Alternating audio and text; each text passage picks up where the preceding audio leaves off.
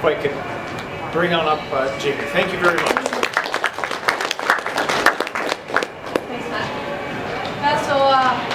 My name is Jaime Norum, and Matt asked me to come and share with you guys just a little bit about my story and my journey as a varsity athlete. I hope that you guys can gain some insight from me and just hear a little bit about my story. So I grew up in High River, Alberta, and grew up in an awesome family. My parents are Christians, and so grew up in a Christian home, going to church, and so that was a big part of our life, as well as sports was a big part of my family's life. Family's very athletic. I always wanted to keep up with my big brother, so always playing sports, always competitive. Sports was a huge part of my life from an early age. And basketball started to become the focus when I was in middle school. It started, and then it really became central starting in high school.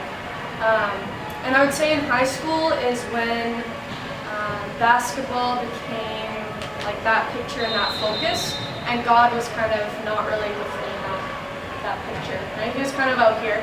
He was still a part of my life, but I didn't understand, or I'm not sure if I wanted to understand how God and sport could go together, because I always wanted to be in control of my performance, and I always wanted to be in control of basketball, and now I did, and I didn't really see how God could be a part of that.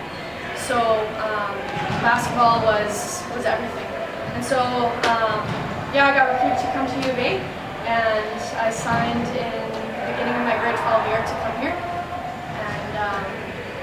So coming in as a first year, there were a lot of high expectations for me, and in the beginning of the year, I met them, and I was doing really well, and I was getting some minutes as a rookie, and that was rare, and so I was living the life essentially, right?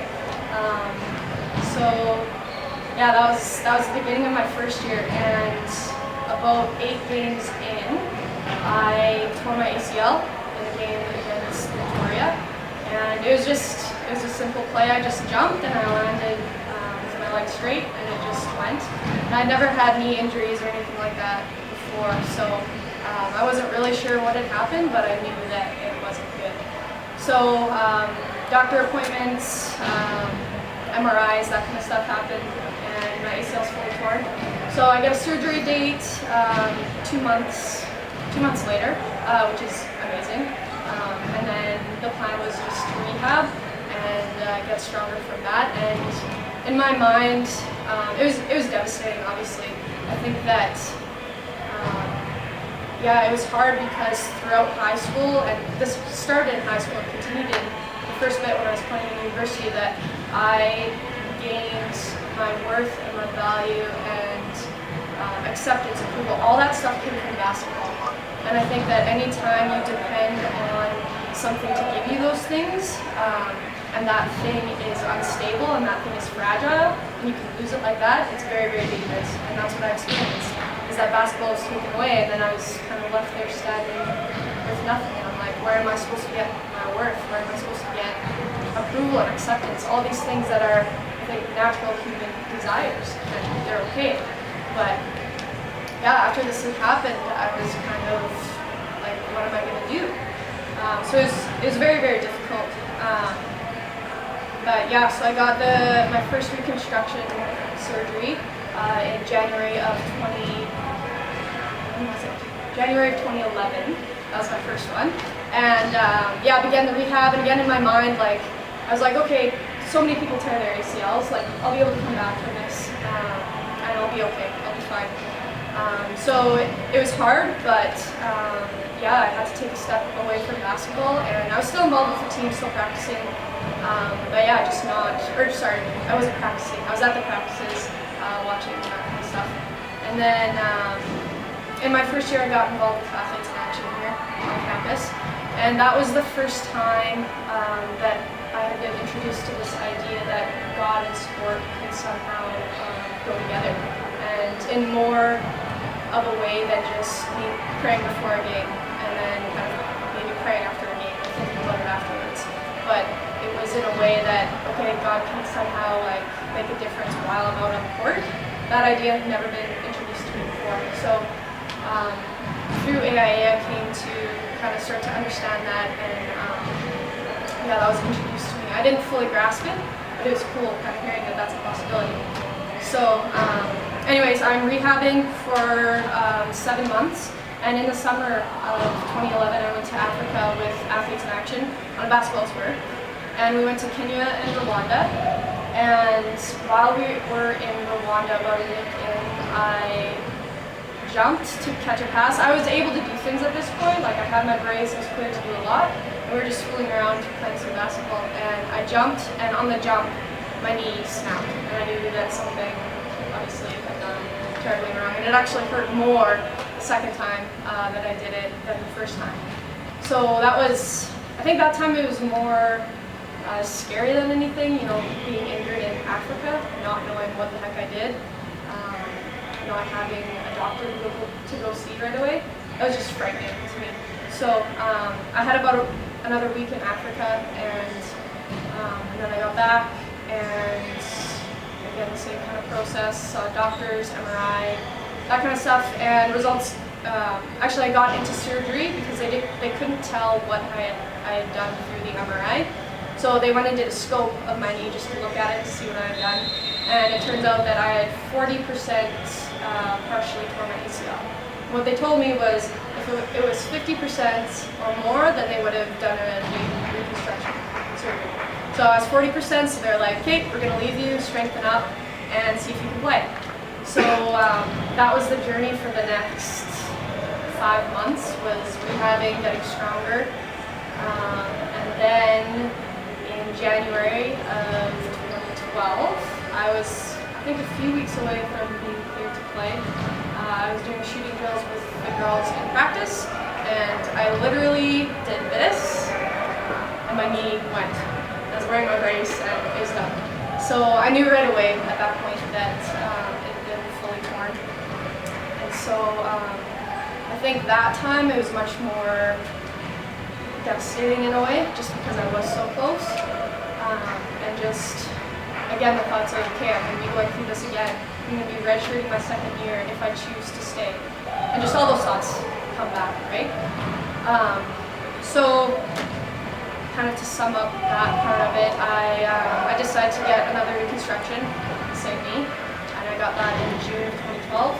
And I rehabbed all last year, and yeah, I was cleared to play in June of this past summer, and so I've been playing since, which has been amazing. It's been really difficult trying to adjust to everything again, and the mental part is very, very difficult, but it's amazing. I have a Pandas jersey on again, which is just such a blessing.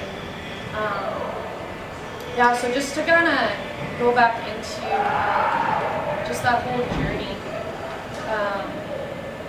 One thing I really want to emphasize is that it wasn't,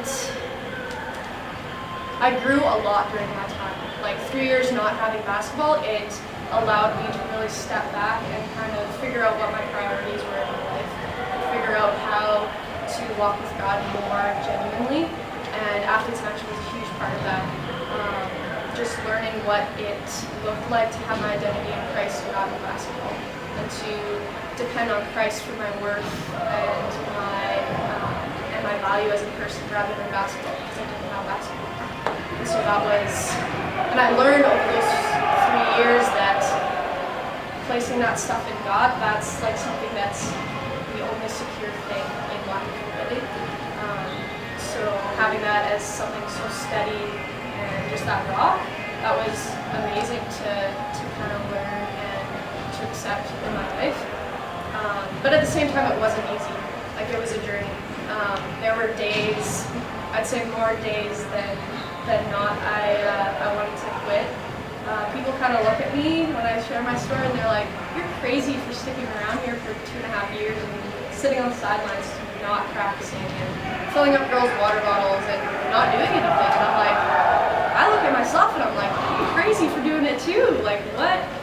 Sometimes I just step back and I'm like, what is this? But I think now that I look at it, it's just such a testament to how God has provided for me and how God has given me a reason beyond basketball to be here.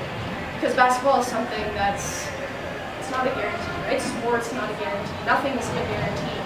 And so that reason beyond basketball became my relationship with my teammates and investing in them and loving them. That was something really cool to come out with. Yeah, but again, it was tough. A lot of times I wasn't always like every morning waking up, hey God, like I know you have a plan for me, I'm gonna trust you today. And there were days that were like that, and that was awesome. Like I put so much of my faith in that way. But a lot of days were like more just questioning and doubting. Like, why is this happening? You gave me this gift and this ability, but why have you taken away? And so it was that push and pull, and it was just a struggle. And I think that looking back on it now, that's what strengthens faith, and that's what builds your character, is the struggle, right? And it's not going to be all roses all the time. So yeah, it's just been interesting now that I'm playing again. It's funny because over those 3 years and learning how faith and sport can go together, talking about all that stuff, right? Because I wasn't actually playing while I was learning that stuff. So now that I'm playing, it's very interesting kind of seeing how much more difficult it is to actually apply it than just talking about it. I think that's with everything. But I think something that I've been able to fall back on is that my worth, my value as a person isn't dependent on my performance anymore. You know, like it's been a rough first semester for me in terms of minutes, in terms of just coaches' expectations and all that kind of stuff and pressure. But again, like I've been able to fall back on the truth that I've learned over the last 3 years that, you know what, like no matter what happens, like my performance and however I do out there, that doesn't determine who I am in my life as a person. Like that's already like set in God, and He says I am. So yeah, it's been a journey, and one thing I'm really excited for is kind of seeing how I can bring God into my sport in a real tangible way now that I'm playing. So, but it's difficult, you know. I'm really bad at it, to be honest, in bringing God into my sport. I get distracted, or I'll get angry, and I'll just say, oh, forget it. But there's some really cool, like, tangible ways that I'm reminded to bring God into my sport, like things like focal points. So I wear this big clunky brace now because of my knee injuries. So while I'm playing, so I find that just like touching my brace, that brings me back to a focal point of like, look, you're playing again. Like, enjoy this. Like, God has blessed you to play again. And so it puts everything in perspective, bringing God into my sport. And yeah, I'm just blessed to be able to be a part of this team still and with my teammates. So that's a little bit of my story. Yeah. Thank you. You said you'd be up for taking a few questions? Yes, absolutely. Does that be all right? Does anybody have any questions or thoughts? I'll start us off because I'm trying to. Yeah. They're laughing because I don't really have a question, but like for that long when you're deciding to keep coming back, right? What do you love about basketball? What do you love about it that kept you coming back? Yeah. Because really that's, you know, I would assume that's all, you know, part of it. Yeah. You know, that's where you're at, you're trying to do the right thing, but there's also a passion and a love for it. What is that? Yeah.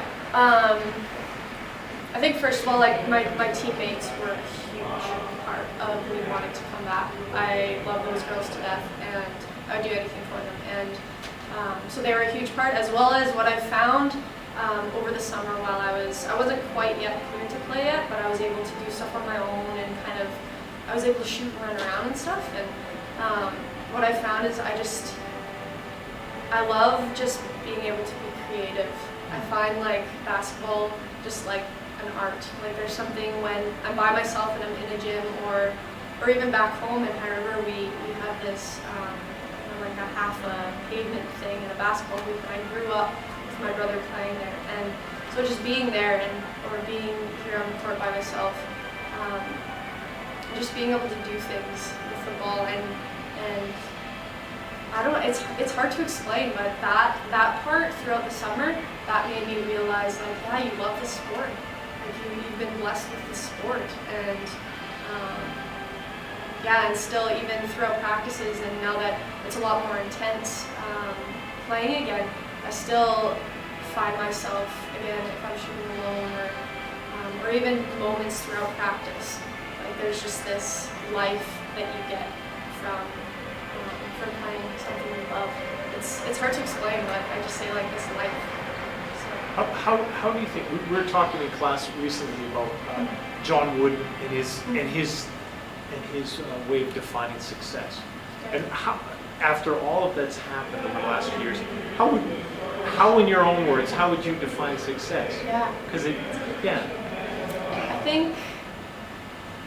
I think obviously being a really competitive person, a national title, that's definitely just being an athlete. I think that's something that naturally that's our goal, and that is definitely characterized as success. But also I feel like success is when, I think for me personally, it's being out on the court and it's doing the things that I do well and contributing in a way that I can. I think also it's being able to, I feel like a lot of it's within the team and within your teammates, and how you get along and meshing on the court and playing the way that you know how to play. Any other questions? I'll ask one more because I can't help myself. How about you? I think the theme that was coming through was humility. And that was another topic that came, because you see so much in professional sports, so much pride and hubris comes through. Yeah. Could you say anything about humility within sport? Because do you see how it can fit together, or any thoughts like that? Yeah. And that's my last question, I promise. Yeah, no, it's tough because like you see that so often, especially within like professional sports. I mean, it's such, athletes are just glorified and they want to be glorified, right? So they act in such ways to be glorified. And I think from my perspective, humility, I don't know, I think because in high school I had a really big head in high school, and I thought I was the opposite of humility. I was pretty cocky, and going through what I've gone through and just seeing just being able to view my teammates in a different way, I think that changed my perspective a lot. And viewing my sport as a gift rather than something that, something that I deserve to be playing, like I should be playing it. Switching that and seeing that, I'm actually blessed to be able to play still. But yeah, it's tough for sure, Yeah. especially within professional sports. So. Totally. I'd like to say a few words to thank you on behalf of our class for coming and speaking. I thought a part that really kind of fit with what we were talking about was when you said how basketball was that main focal point in your life and you didn't see God within that sphere. And then that uncertainty that lied with what was your focal point, like you didn't realize kind of through what was happening until bad things happened, that the whole time God was kind of your rock. I thought that was a very interesting perspective and a real life example. You know, a lot of times we study about different stories about things that are happening around the world, and you don't really see it hitting too close to home. So I think that's a pretty inspiring story that we can use as an example for our lives and what we can learn about it. So I'd like to thank you on behalf of our class. Thank you guys for having me.